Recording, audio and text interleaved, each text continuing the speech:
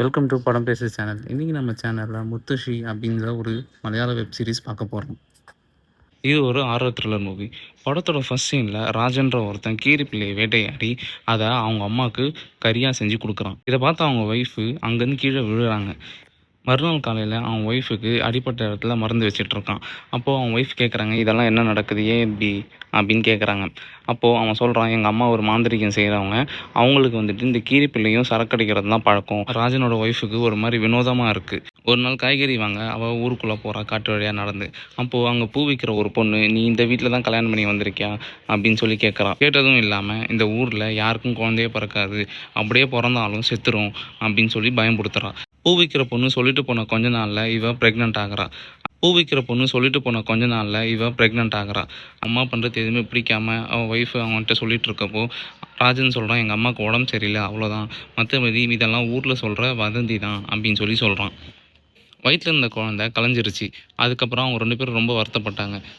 ராஜன் அவங்க அம்மாவுக்கு சரக்கெல்லாம் வாங்கிட்டு ஒரு நாள் காட்டு வழியாக நடந்து வரும்போது அங்கேருந்து ஒருத்தன் நான் கூப்பிட்றான் ராஜனை.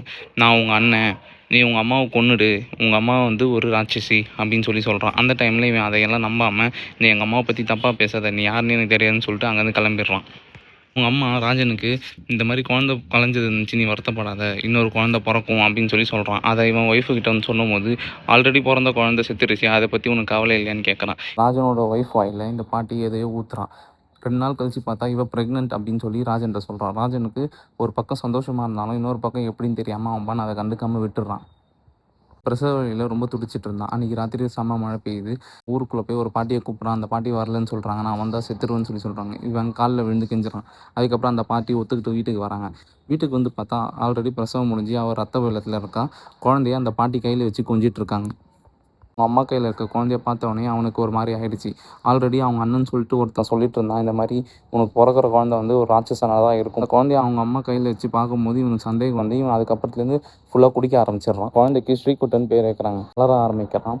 ஒரு 4-5 வயசில் வந்துட்டு இவனுக்குள்ளே இருக்க பிஹேவியர் ரொம்ப மோசமாக ரூடாக இருக்குது. இதை பார்த்துட்டு அவங்க அம்மா ரொம்ப அடித்து கண்டிக்கிறாங்க. எப்போல்லாம் இவனை அடிக்கும் போதோ அப்போல்லாம் அந்த பாட்டி கண்ணுலேருந்து தண்ணி வருது.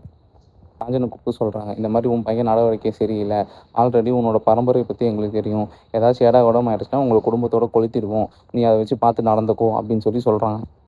இதை கேட்டுட்டு இவன் திருப்பி அவங்க அண்ணன் வீட்டுக்கு போகிறான். அப்போ தான் அவங்க அண்ணன் சொல்கிறான், நீ ரொம்ப லேட்டாக வந்துட்ட, ஆனால் இப்பயும் ஒன்றும் பிரச்சனை இல்லை, அந்த பையனோட 10 வயசுக்குள்ளே நீ அந்த பையனை கொன்னுட்ட அப்படின்னா இந்த ஊரும் நல்லாயிருக்கும், இந்த மக்களும் நல்லா இருப்பாங்க அப்படின்னு சொல்கிறாங்க.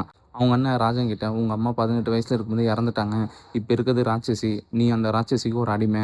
எப்படி ராஜன் அவங்க அம்மா ராட்சசி ஆனாங்க, 10 வயசுக்குள்ளே அந்த பையனை கொன்னுட்டாங்களா, இல்லை என்ன நடக்குது அப்படின்றத நீங்கள் மூவி பார்த்து தெரிஞ்சுக்கோங்க. இன்னும் நிறைய மூவி ரிவ்யூஸ் பார்க்க படம் பேசு சேனலை லைக் பண்ணுங்கள், ஷேர் பண்ணுங்கள், சப்ஸ்கிரைப் பண்ணுங்கள். தேங்க்யூ.